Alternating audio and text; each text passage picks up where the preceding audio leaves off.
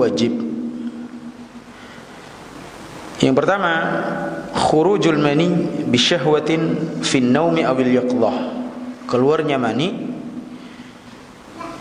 yang disertai syahwat, baik dalam kondisi orang itu tidur ataupun terjaga.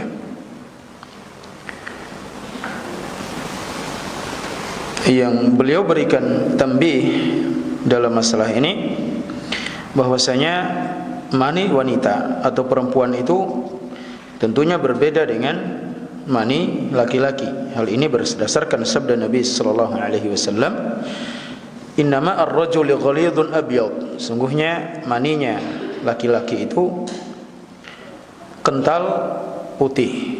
Wa ma'ul mar'ati raqiqun asfar. Sedangkan maninya wanita itu dia lebih encer dan berwarna kekuning-kuningan. Beliau mengatakan bahwasanya disyaratkan keluarnya mani itu disertai dengan syahwat. Artinya kalau ada seorang wanita yang keluar maninya karena sakit atau penyakit tertentu tidak disertai dengan syahwat, maka hal itu tidak mengharuskan dia mandi. Ya. Tidak mengharuskan dia mandi. Demikian juga dalam kondisi tidur, kalau dia mengalami mimpi, kalau dia ketika sadar bangun dari tidurnya dan mendapatkan sesuatu, maka dia wajib mandi. Kalau ternyata dia hanya bermimpi dan tidak mendapati sesuatu, maka dalam hal ini tidak wajib mandi. Hal ini berdasarkan sabda Nabi sallallahu alaihi wasallam ketika ditanya tentang seorang laki-laki yang dia mendapati sesuatu dan dia tidak sadar, dia tidak tahu kapan dia bermimpi. Artinya mimpi basah. Maka Nabi sallallahu alaihi wasallam mengatakan yagtasil, wajib dia mandi. Berarti sebaliknya, kalau dia bermimpi kemudian tidak mendapati sesuatu, maka tidak wajib dia mandi. Kemudian apabila seorang melihat pada pakaiannya ada bekas mani dan dia tidak tahu kapan terjadinya atau kapan dia mengalami mimpi, dan dia sudah melaksanakan sholat, bagaimana atau apa yang harus dia lakukan? Fayalzamuha i'adatus sholati min akhiri naumatin laha. Wajib baginya untuk mengulangi sholat mulai dari hari terakhir dia tidur atau malam terakhir dia tidur. Katakan dia melihat ada bekas mani di pakaiannya sore ini. Dia tidak tahu apakah ini kejadiannya tadi malam atau kemarin malam. Maka dalam hal ini wajib bagi dia untuk mengqadha salatnya, mengulangi salat pada malam terakhir dia tidur. Artinya kalau dia mendapati mani atau bekas mani pada pakaiannya sore ini, maka wajib bagi dia untuk mengqadha salat subuh, zuhur, dan asar. Sekalipun ternyata dia mengalami mimpi atau keluarnya mani itu kemarin malam misalnya, maka yang wajib bagi dia atau atas dia untuk dia qadha adalah malam terakhir, yaitu tadi malam. Ini hal pertama yang berkaitan dengan hal yang mewajibkan mandi. Yang kedua, yang mengharuskan seorang mandi wajib adalah iltiqaul khitanain, bertemunya dua alat khitan. Artinya terjadinya hubungan badan, wa illam yahsul inzal, sekalipun tidak keluar mani. Wajib bagi seorang untuk mandi apabila berhubungan badan sekalipun tidak keluar mani. Hal ini berdasarkan hadis dari Abu Hurairah radhiyallahu an dari Nabi sallallahu alaihi wasallam, beliau bersabda, "Idza jalasa baina syu'abiha al-arba' thumma jahadaha faqad wajaba al-ghusl." Apabila seorang sudah berada di atas cabang yang 4 dan dia bersungguh-sungguh untuk melakukannya, maka wajib dia mandi. Di sini tidak disebutkan syaratnya harus keluar mani apa tidak. Intinya dia berhubungan badan, sekedar bertemunya alat khitan, maka di situ sudah wajib mandi. Dalil yang lainnya dari Aisyah radhiyallahu anha, beliau berkata, "Anna rajulan sa'ala Rasulullah sallallahu alaihi wasallam 'anil rajuli yujami'u ahlahu thumma yaksal hal 'alaihi ma ghusl." Ada seorang yang bertanya kepada Nabi sallallahu alaihi wasallam tentang seorang laki-laki, seorang suami yang menggauli istrinya, kemudian tidak terjadi sampai keluarnya mani. Ya. Artinya sekedar berhubungan tapi tidak sampai mengeluarkan mani. Wa Aisyah jalisah, dan saat itu Aisyah berada di sisi Nabi sallallahu alaihi wasallam mendengarkan pertanyaan tersebut. Apa kata Nabi SAW? "Inni la af'alu dzalika ana wa hadhihi thumma nagtasil." Sesungguhnya aku dan ini, artinya dia memberikan isyarat kepada Aisyah. Artinya aku dan ini, yaitu Aisyah, melakukan hal demikian. Artinya terjadi juga pada Nabi SAW berhubungan badan, kemudian tidak sampai keluar mani. Thumma nagtasil, kemudian apa? Kami mandi, kata Nabi sallallahu alaihi wasallam.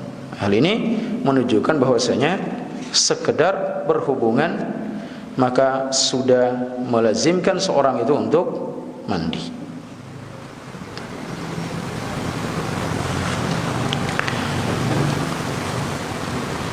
Kemudian yang ketiga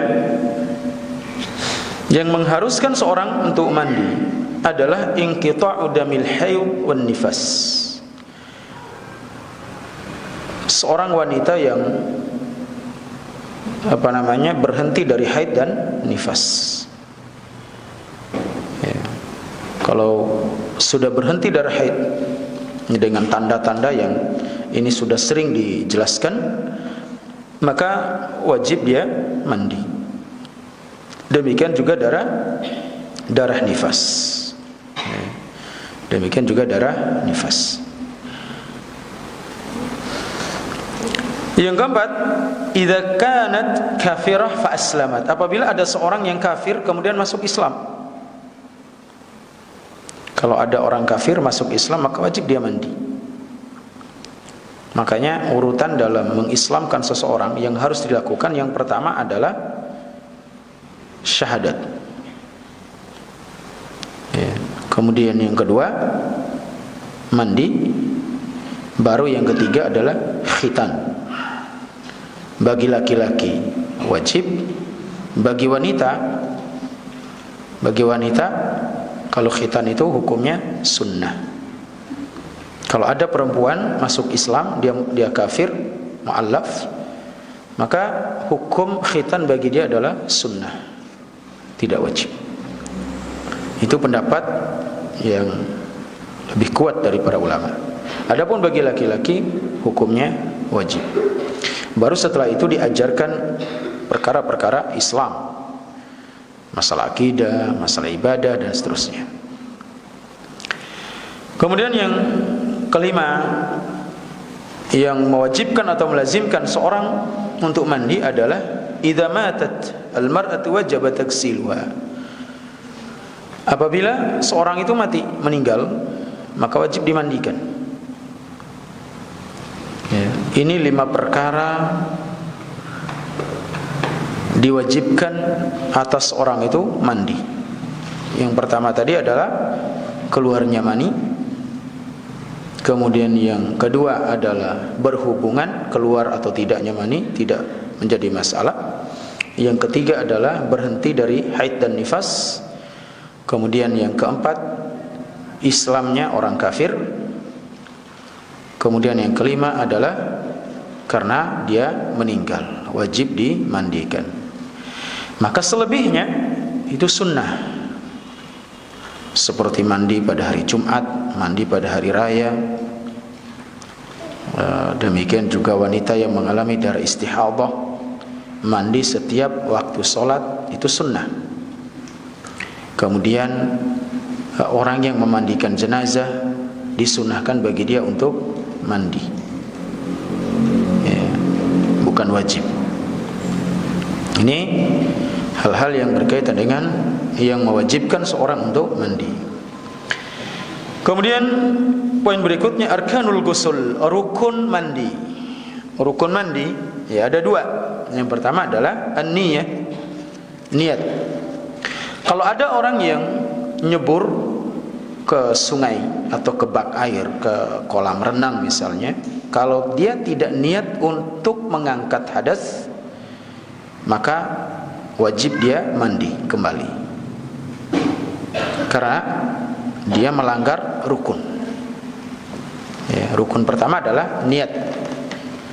Jadi kalau seorang misalnya masuk ke kolam renang, dia nyebur langsung, ya, nyelam. Kalau dia tidak niat, maka mandinya tidak sah, mandi junubnya atau mandi wajibnya.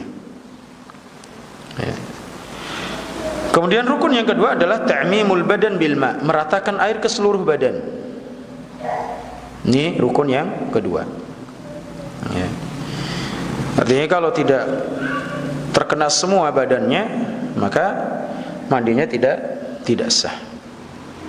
Ya.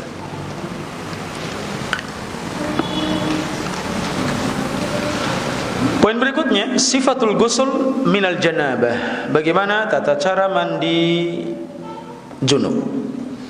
Karena nanti akan ada sifat mandi wajib pasca haid dan nifas.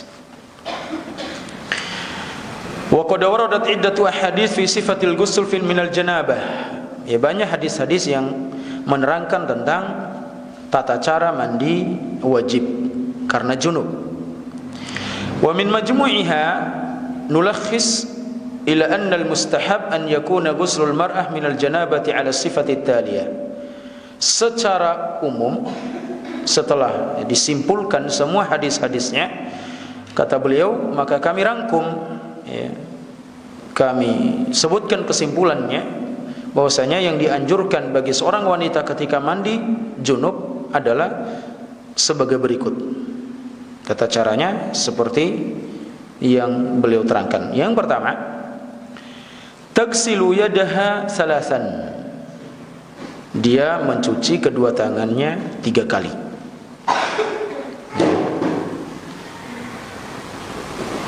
Yang kedua, taghsilu farjaha bishimaliha. Dia mencuci kemaluannya dengan menggunakan tangan kiri. Wala yalzamuha idkhalul ma' ila farjiha walau kana laziman labayyanahu Nabi sallallahu alaihi wasallam, dan tidak perlu harus sampai masukkan air ke dalam kemaluan sebagaimana pendapat sebagian orang yang gulu, karena tidak pernah diperintahkan dan juga tidak pernah dilakukan oleh Nabi sallallahu alaihi wasallam. Seandainya itu lazim, harus, maka Nabi sallallahu alaihi wasallam akan menjelaskan. Kemudian setelah itu yang ketiga, kata beliau, tatawadda wudu'an kamilan kal wudu'i lis-shalah. Wudu sempurna sebagaimana wudu untuk salat.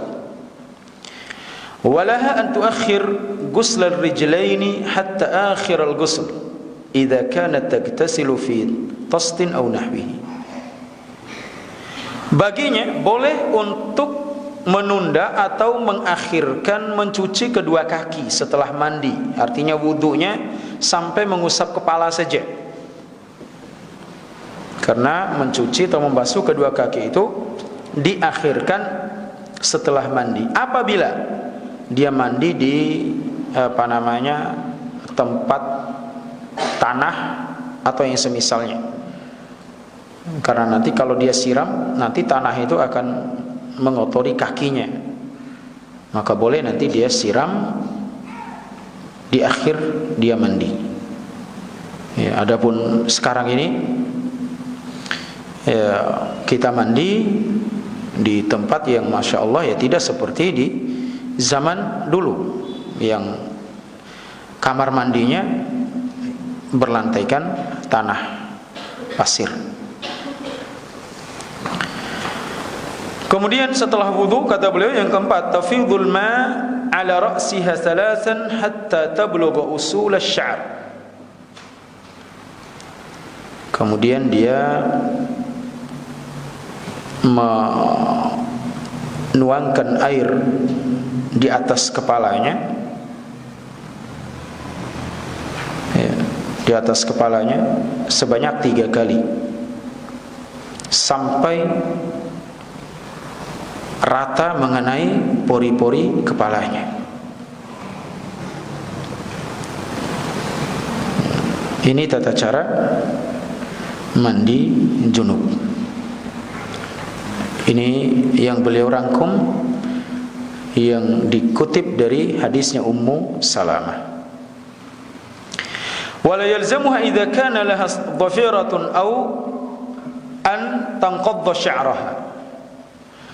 Tidak harus ketika mandi junub itu kalau dia mengepang rambutnya untuk dia lepaskan, tidak perlu. Karena berdasarkan hadis Ummu Salamah, beliau mengatakan, ya Rasulullah, inni imra'atun asyaddu dhufru ra's. Ya Rasulullah, aku ini adalah seorang wanita yang rambutnya lebat, agak keriting gitu. Fa anqudhuhu li ghuslil janabah. Apakah harus aku lepaskan, aku harus uraikan rambutku ketika mandi junub? Maka Nabi SAW, la, tidak perlu. Innama yakfiki an tahsi ala ra'sika thalatha hasayatin thumma tufidina alaik alma fatathurin. Cukup engkau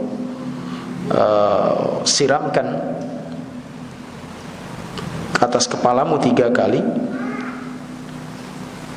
kemudian engkau tuangkan air itu, lalu engkau akan bersuci dengan hal tersebut. Artinya cukup kalau berdasarkan hadis Aisyah radhiyallahu anha, kita basahi tangan kita, kemudian kita menyela-nyela dan menggosok kepala kita, pori-pori kepala kita sampai basah. Baru kita tuangkan air. Seandainya tidak dilakukan itu pun setelah wudu, maka boleh langsung dituangkan air ke atas kepala kita, kemudian diratakan sampai ke badan. Kemudian yang terakhir kata beliau, ufidul ma ala jismiha mubtadi'atan bisyikil ayman thumma al-aysar. Kemudian setelah kepala 3 kali, maka dia menyiramkan atau membasuh seluruh badannya, ke seluruh badannya, mulai dari bagian yang kanan, kemudian yang kiri.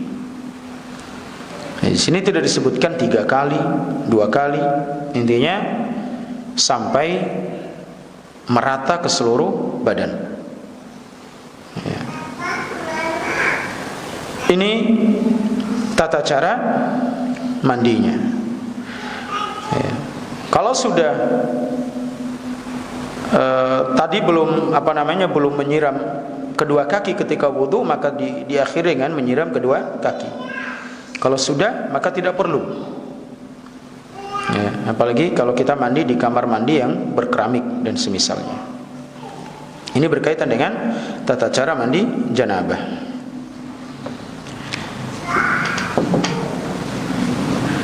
Adapun tata cara mandi pasca haid atau nifas. Al-ghuslu minal haid wan nifas yakunu kal ghusli minal janabah illa annahu yuzadu alaihi ma ya'ti. Mandi pasca haid dan nifas sama seperti mandi junub, hanya saja ditambahkan beberapa hal. Di antaranya isti'malus sabun wa nahwu aw nahwi minal munadhifati ma'al ma'. Kalau mandi junub tidak perlu pakai sabun.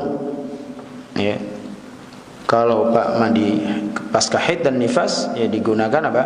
Sabun atau yang semisalnya dari hal-hal yang dapat membersihkan.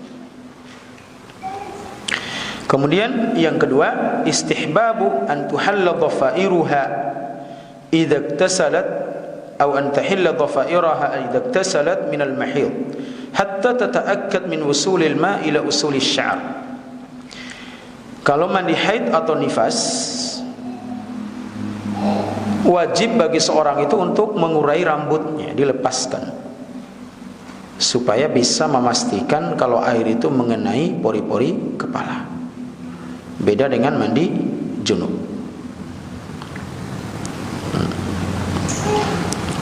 Karena hal itulah yang diperintahkan oleh Nabi sallallahu alaihi wasallam kepada Aisyah ketika beliau mandi pasca haid. Maka Nabi sallallahu alaihi wasallam mengatakan, unqudhi sya'rak waqtasili, uraikan, lepaskan rambutmu, artinya ikatannya, kepangannya, lalu mandilah. Ini pasca haid.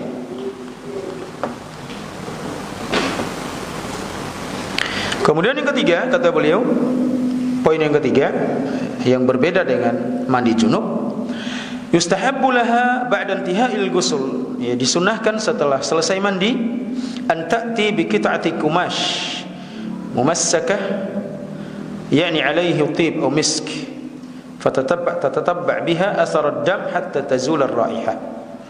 Kemudian dianjurkan bagi seorang wanita pasca atau selesai mandi haid atau nifas untuk menggunakan sepotong kain atau kapas yang sudah diberi wangian, kemudian dioleskan pada bagian yang merupakan bekas darahnya supaya menghilangkan baunya.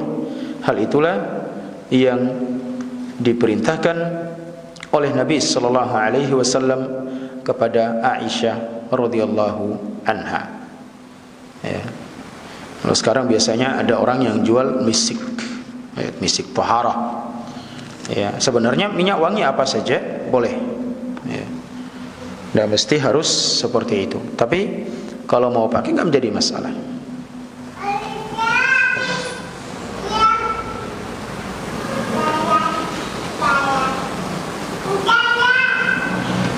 Ada beberapa faedah yang beliau sebutkan di sini. Idza jumi'atil mar'atu fa ajnabat thumma atatha al-haydah qabla an taghtasil fala yalzamuha an taghtasil lil janabah wa innama idza zalatil haydah iktasalat lil janabah wal hayd ma'an wa tanwihima jami'an. Apabila seorang wanita berhubungan badan, selesai berhubungan badan tiba-tiba haid, tiba-tiba dia haid, maka apakah dia wajib mandi junub apa tidak? Maka beliau mengatakan tidak perlu dia mandi junub, cukup nanti dia mandi setelah berhenti dari haid, kemudian dia niatkan sekaligus mandi junub dan mandi haid.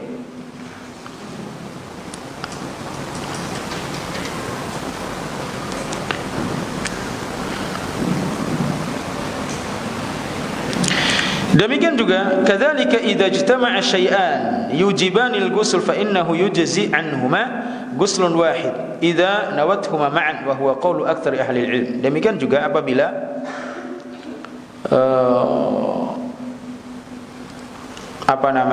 menyatu dua hal yang melazimkan seorang itu mandi, ya, seperti tadi mandi junub dan mandi haid, maka cukup dia mencukupkan dengan satu amalan saja, tapi dia niatkan kedua-duanya.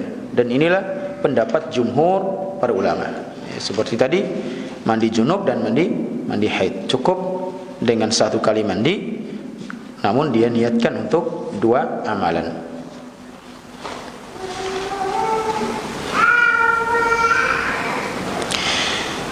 Idza iktasalatil mar'atu minal janabati wa lam takun qad tawadda'at. Bagaimana kalau seorang wanita itu sudah mandi junub tapi dia tidak berwudu sebelum mandi? Fa innal ghusl yaqumu maqamal wudu. Sungguhnya mandi itu dapat menggantikan wudu, wala yalzamuha an tatawadda ba'dal ghusl. Artinya tidak perlu dia berwudu lagi setelah mandi. Kalau dia lupa mandi, karena berwudu sebelum mandi itu sunnah, termasuk amalan-amalan sunnah yang dilakukan ketika mandi wajib. Tapi kalau ada orang lupa berwudu, dia lupa berwudu langsung mandi, maka itu cukup, tidak perlu dia berwudu kembali, karena mandi itu menggantikan posisi wudu.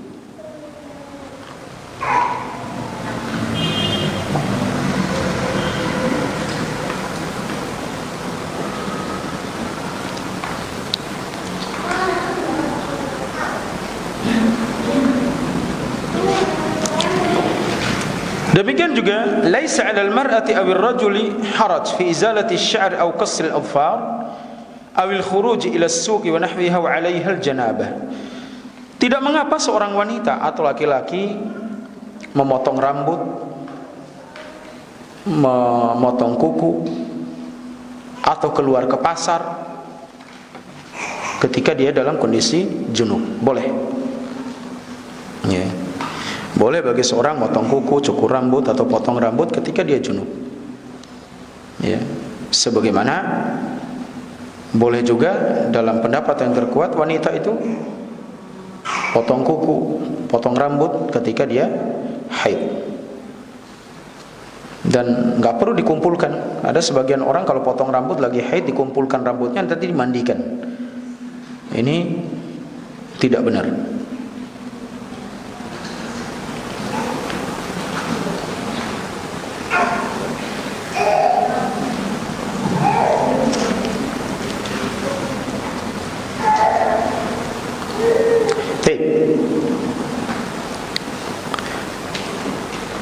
Poin yang berikutnya al-iktisal al-mustahabbah, mandi-mandi yang hukumnya sunnah. Tadi mandi wajib, sekarang mandi wajib yang sifatnya apa? Sunnah. Yang pertama, al-iktisalu inda kulli jima', mandi setiap selesai berhubungan. Ini hukumnya sunnah. Yang kedua, al-iktisalu ba'dal igma', mandi sadar dari pingsan. Ini sunnah. Iktisalul mustahadah likulli salatin, mandi bagi wanita yang mengalami darah istihadah untuk setiap waktu salat. Itu sunnah. Al-iktisalu li'idain wa yaumi Arafah, mandi pada hari raya, 2 hari raya dan juga hari Arafah. Yang berikutnya al-ghusl idza ghasalat mayyitah, mandi apabila dia memandikan jenazah. Ini hukumnya juga sunnah. Demikian juga yang keenam, al-ghusl bil ihram bil umrah bil hajj, mandi untuk melakukan ihram haji dan umrah. Ya. Ini hukumnya sunnah, bukan wajib.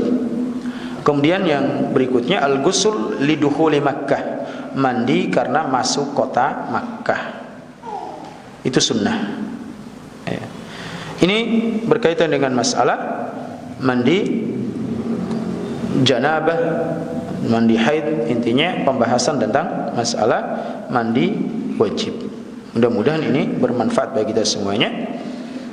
Dan mudah-mudahan Allah Subhanahu wa taala menambahkan bagi kita ilmu yang bermanfaat serta dijauhkan dari ilmu yang tidak bermanfaat. Kalau ada hal-hal yang ditanyakan, ya silakan untuk tanya. 1-2 pertanyaan. Insyaallah pada pertemuan selanjutnya kita akan bahas berkaitan dengan masalah at-tayammum, masalah tayammum.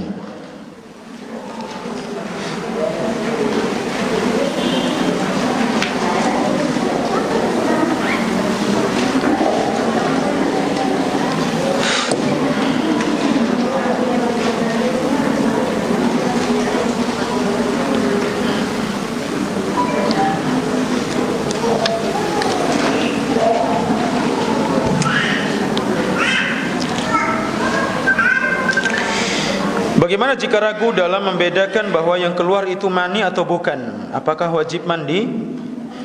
Ya, dilihat kalau sekiranya itu lebih dekat kepada sifat-sifat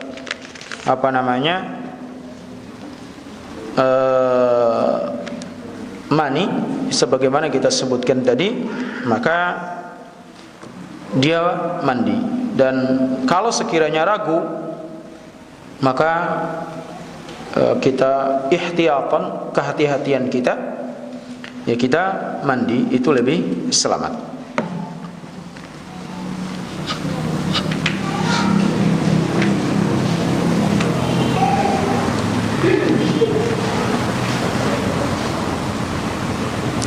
Assalamualaikum warahmatullahi wabarakatuh. Adakah cara lain untuk menggantikan mandi junub bila tidak menemukan sumber air, semisal di gunung atau di tengah gurun? Kapan ke gurunnya? Kalau tidak menemukan air, ya kita akan bahas. Ya, ini termasuk tergesa-gesa. Ya, insyaallah pada pertemuan selanjutnya kita akan bahas masalah at-tayammum.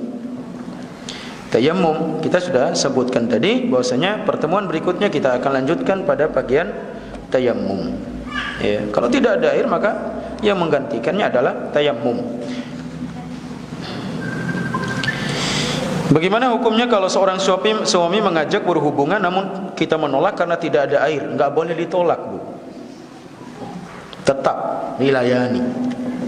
Tapi enggak ada air, enggak apa-apa enggak ada air. Ya, karena sudah ada penggantinya. Penggantinya adalah tayammum. Tadi lupa saya baca, ada disebutkan tambih oleh Syekh tadi, tapi saya pikir nggak perlu, tapi ternyata ada pertanyaan. Nggak apa-apa. Jadi nggak boleh. Ya, haram kok seorang istri menolak. Oh ini nggak ada air ini. Air pumpnya lagi giliran mati misalnya. Tetap layani, wajib. Ya. Karena ada penggantinya, yaitu tayammum. Atau nggak ada air di rumah, bisa minta air sama tetangganya. Ya, lakukan dulu sebab. Kalau cuman nggak ada air di rumah, tapi ada air di kampung itu, ya ambil. Nggak mesti harus ada air di rumah. Ya, apapun alasannya, nggak boleh ditolak ya, permintaan suami selama tidak melanggar syar'i. Selama tidak melanggar syar'i. Karena tidak adanya air di rumah itu bukan pelanggaran. Bahkan menolaknya adalah sebuah pelanggaran.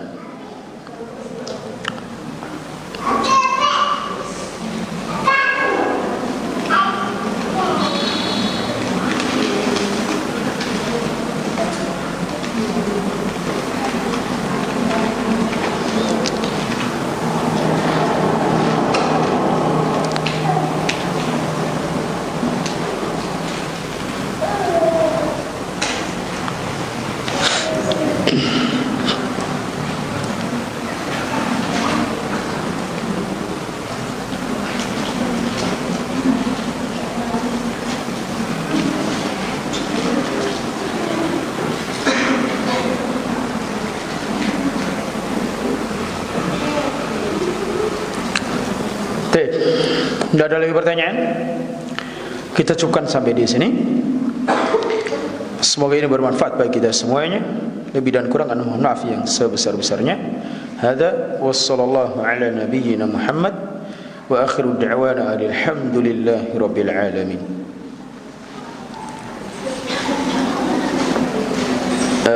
Tadi ada yang bertanya masalah umrah, bukan di sini tempatnya. Yang mau bertanya